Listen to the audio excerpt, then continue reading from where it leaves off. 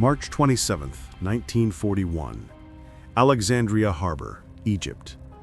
Dawn light breaks across water thick with oil and diesel fumes.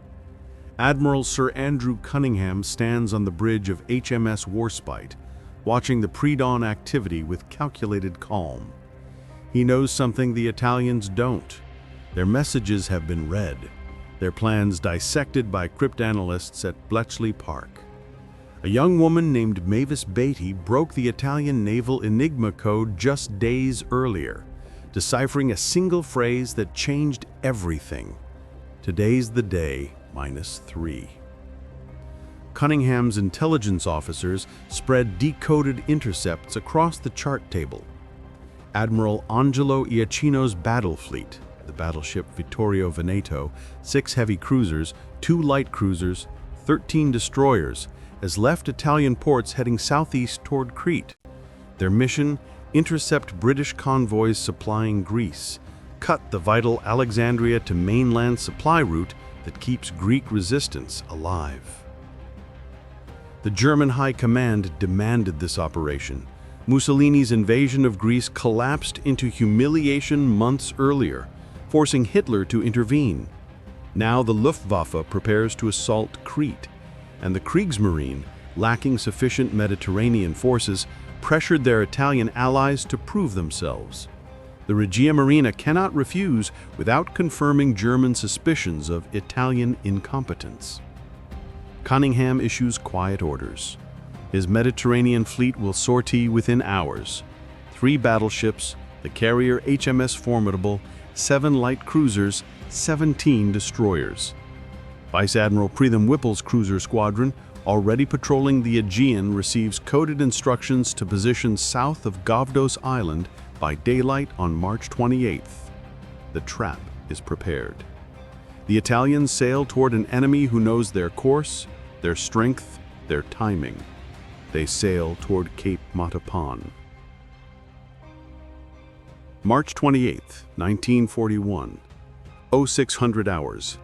30 miles south of Gavdos Island, Mediterranean Sea.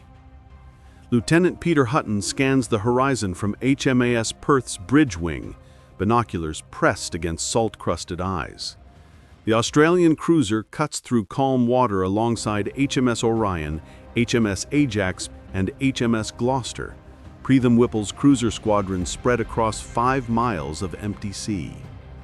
At 0645, Perth's lookout reports smoke bearing northeast. Within minutes, the silhouettes sharpen. Italian cruisers. Hutton counts them: Trieste, Trento, Bolzano. 8-inch guns against Perth's 6-inch battery. Admiral Luigi Sansonetti's 3rd Cruiser Division. Pritham Whipple understands immediately. His orders were to appear vulnerable, to lure the Italians toward Cunningham's battleships steaming 75 miles astern. But Cunningham won't arrive for hours. The British cruisers must survive until then.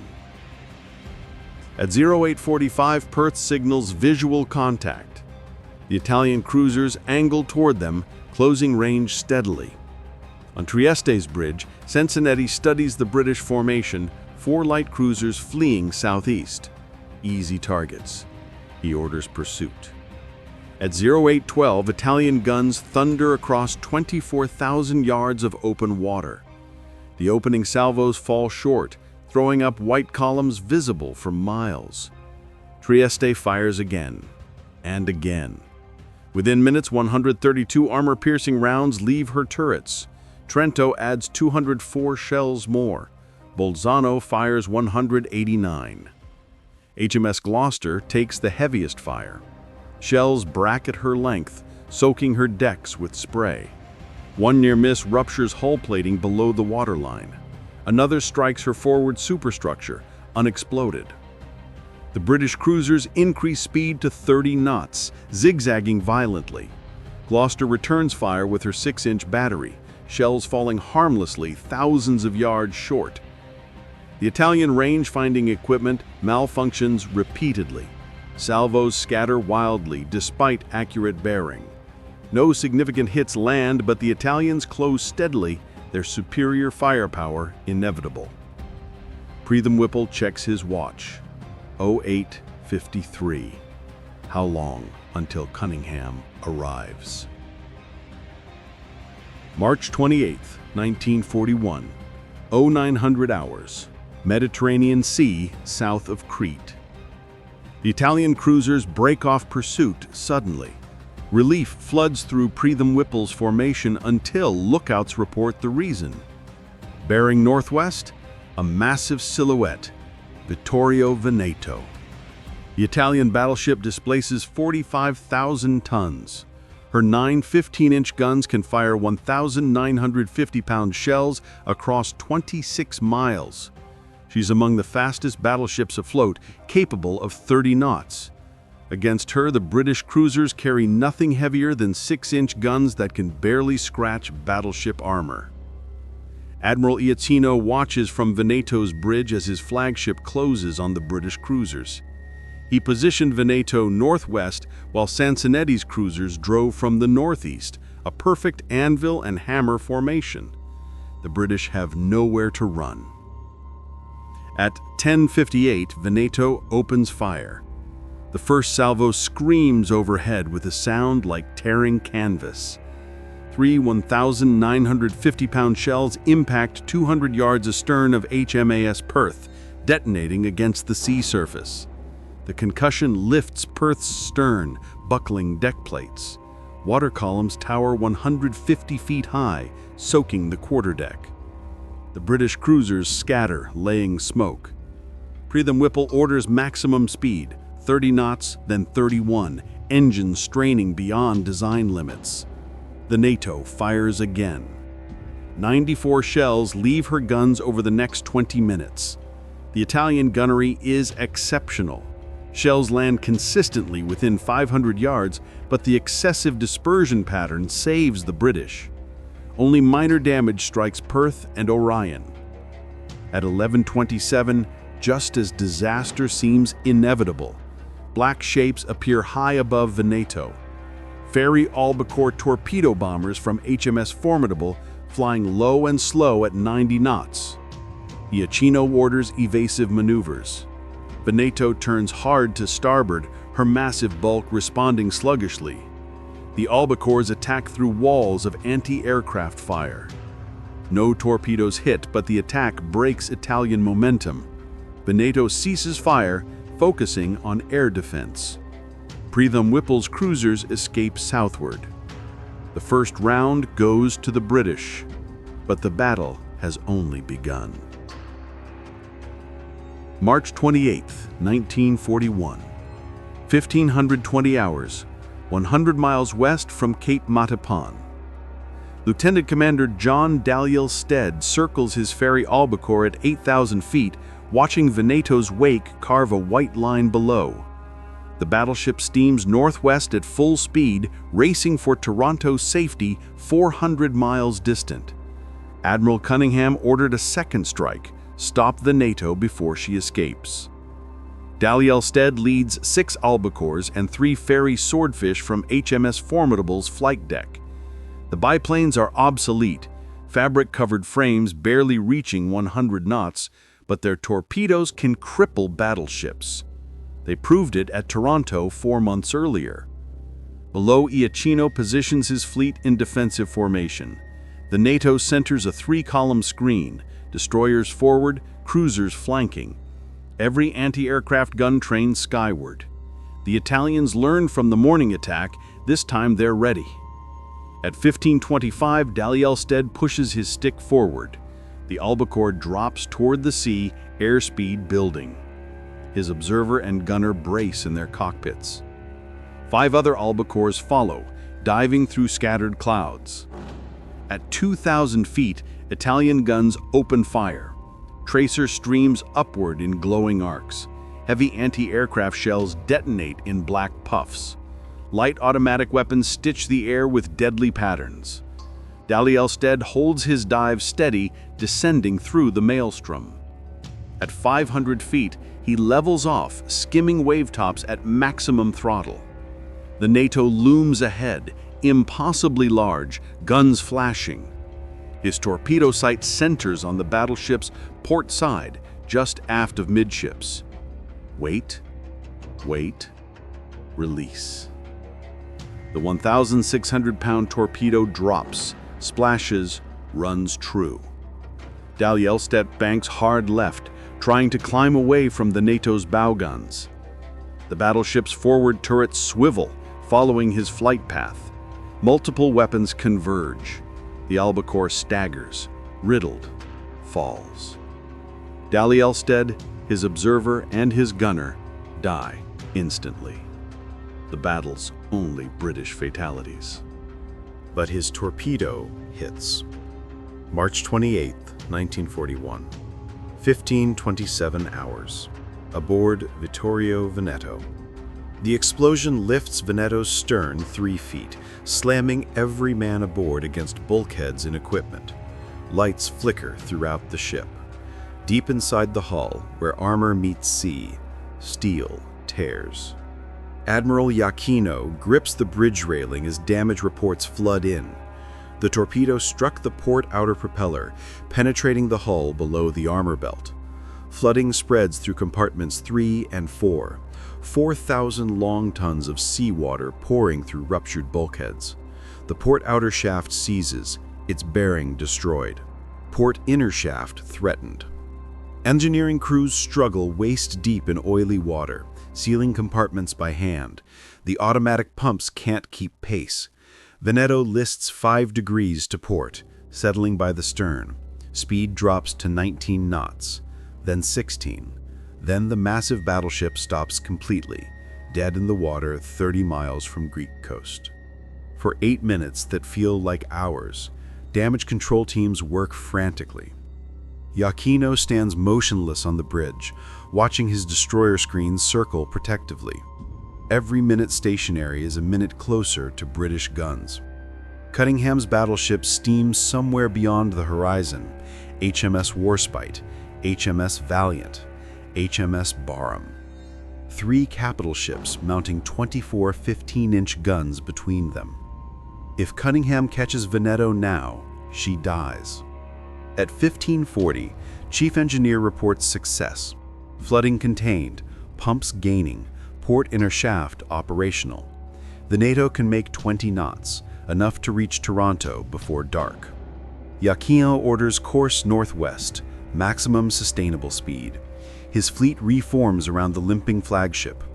The heavy cruisers Zara, Fiume, and Pola, Admiral Carlo Cattiano's 1st Cruiser Division, take station astern as rear guard. If the British pursue, these ships will buy time with their lives. The afternoon sun descends westward. Veneto's wake trails toward home. 4 hours until dark, 4 hours until safety. But Cunningham isn't finished. At 15:30, radar operators aboard HMS Formidable detect Veneto's fleeing formation. Another strike launches. March 28, 1941. 19:30 hours. Mediterranean Sea, approaching darkness. The 3rd airstrike comes from twilight. 6 albacores and 2 swordfish, the last available aircraft from Formidable. They find Veneto's formation silhouetted against the setting sun, destroyer escorts throwing up walls of anti-aircraft fire. Iachino orders extreme maneuvers. His ships scatter into a wide defensive formation, 3 columns spaced 2 miles apart. Searchlights snap on despite the fading daylight, tracking incoming biplanes. Smoke generators activate, wreathing the formation in chemical fog. The torpedo bombers split, attacking from multiple bearings simultaneously. Italian gunners fire blindly into smoke and glare. 1 albacore explodes, hit by heavy anti-aircraft. Another staggers away, engine streaming black smoke. The remaining aircraft press attacks through the defensive fire.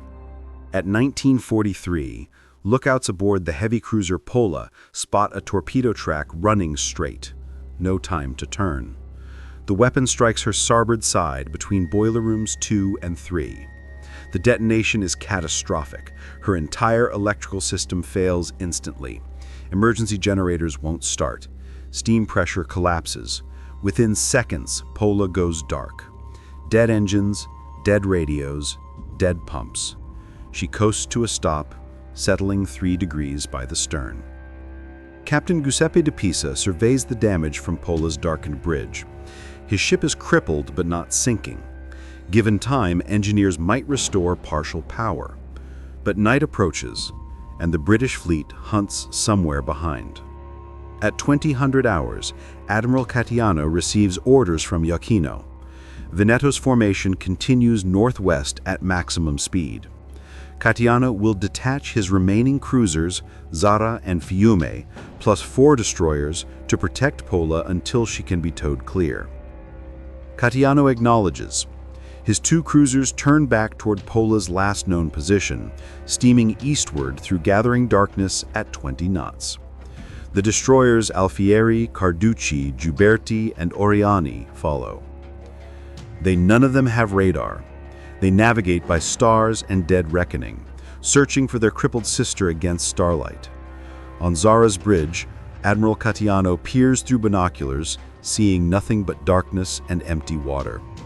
At 22:15 hours, aboard HMS Orion, the radar operator's voice cuts through the bridge chatter. Contact, port side 6 miles, stationary. Lieutenant Commander Sidney Back studies the green scope, a single solid return, large vessel dead in the water. He reports to Admiral Pridham Whipple, probably the crippled Italian cruiser from the airstrike. Word reaches Admiral Cunningham aboard Warspite, steaming 20 miles astern with the battle fleet. Standard Admiralty doctrine demands battleships avoid night surface actions. Too dangerous, too chaotic, too easy for destroyers to land torpedo hits. But Cunningham didn't come this far to let damaged prey escape.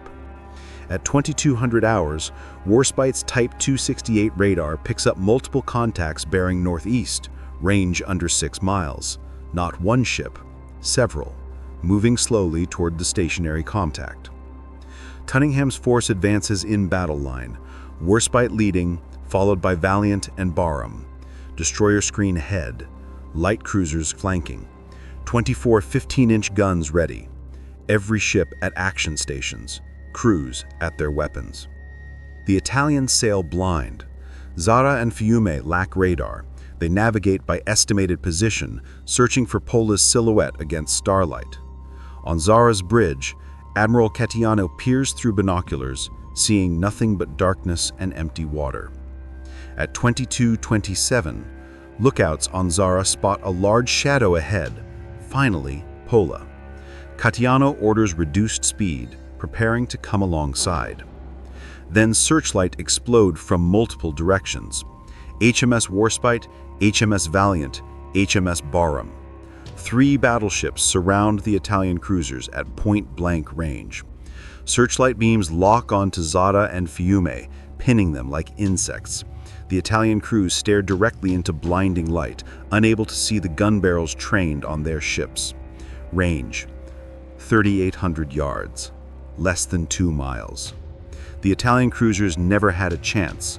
Catiano's only thought was, "Siamo perduti," we are lost. At 22:28, British guns fire. March 28, 1941, 22:28 hours, Cape Matapan, Greece. The first salvo strikes Fiume amidships. 4 15-inch shells, each weighing nearly a ton, detonate simultaneously. The heavy cruiser's superstructure disintegrates. Her forward turrets lift off their mounts and tumble into the sea. Secondary explosions rip through ammunition magazines. Within 90 seconds, Fiume is unrecognizable, a burning wreck listing 30 degrees, her keel exposed. Zara receives the second volley. 3 shells penetrate her thin deck armor, exploding deep inside. Her engine rooms flood instantly. Steam pipes rupture, scalding men alive in confined spaces. A 4th shell strikes her bridge directly. Admiral Catiano and his entire command staff vanish in the blast. The British battleships fire methodically. No panic, no rush. Gun crews load and fire with parade ground precision, each salvo landing with mathematical accuracy. The Italian cruisers can't return fire, their guns won't traverse fast enough to track targets at this range, and the searchlights blind their directors completely. At 22:30, Fiume capsizes. 800 men slide into oil-covered water. Many are already dead, burned, drowned, crushed. The survivors swim through darkness, calling for help that won't come. Zara burns bow to stern. Her ammunition begins cooking off in secondary explosions. Crew abandon ship without orders, leaping from twisted decks into flame-lit water. At 0240 on March 29th, the destroyer HMS Jervis fires a final torpedo. Zara breaks in half and sinks. The destroyers Alfieri and Carducci try to intervene. Cunningham's screening destroyers engage them immediately, close-range gun actions at speeds exceeding 30 knots. Alfieri takes multiple hits, loses steering, collides with wreckage. She sinks at 0130. Carducci follows at 0200, her hull opened by British torpedoes. The destroyers Gioberti and Ordiani escape northwest through smoke and confusion. They're the only Italian warships that survive. At 0240, Captain Philip Mack's 14th destroyer flotilla finds Pola still drifting, dark and silent. British boarding parties discover her crew either drunk on looted alcohol or unconscious from engine room fumes. After evacuating survivors, HMS Nubian and HMS Jervis fire torpedoes. Pola sinks at 0403. Silence returns to Cape Matapan. Dawn reveals only wreckage and bodies. March 29, 1941. Dawn, Mediterranean Sea, off Cape Matapan. Admiral Cunningham orders his destroyers to search for survivors. British ships pull exhausted Italian sailors from oil-slicked water, men clinging to debris, calling out in multiple dialects. HMS Jervis alone rescues 257. Other destroyers save hundreds more. At 8:30, a reconnaissance aircraft reports unidentified vessels approaching from the north, possibly German. Cunningham makes the brutal calculation. His ships are exposed, far from air cover, loaded with enemy survivors. He orders the fleet to withdraw, transmitting Pola and Fiume's last positions to Italian Naval Command via neutral channels. Italian hospital ships arrive hours later, rescuing another 160 survivors, but most are already dead. Final casualties: approximately 2,400 Italian sailors killed, 3 heavy cruisers sunk, 2 destroyers destroyed, Vittorio Veneto damaged but operational. British losses: 1 aircraft, 3 men. Lieutenant Commander Dalyell's dead and his crew. The battle's strategic impact resonates immediately. The Regia Marina, already cautious after Taranto, becomes paralyzed. Admiral Iachino's remaining battleships never again venture beyond shore-based air cover. Italian cruisers and destroyers conduct only convoy escorts and mine-laying operations. The Mediterranean belongs to the Royal Navy. But tactical victory couldn't prevent strategic defeat elsewhere. Within weeks, Germany invades Greece and conquers Crete through airborne assault. The Royal Navy evacuates 50,000 British and Commonwealth troops under constant Luftwaffe attack, losing 3 cruisers and 6 destroyers. Cunningham's fleet survives Matapan intact, only to bleed slowly through the Greek campaign. Still, Cape Matapan proves critical lessons. Radar dominates night warfare. Carrier-based aircraft can cripple capital ships. Intelligence, breaking enemy codes, wins battles before the first shot fires. And Admiral Cunningham demonstrates something else: the Royal Navy's willingness to violate doctrine, take risks, close to point-blank range in darkness. The aggressiveness that once built an empire. Cape Matapan wasn't the Mediterranean War's largest battle, but it was the most one-sided.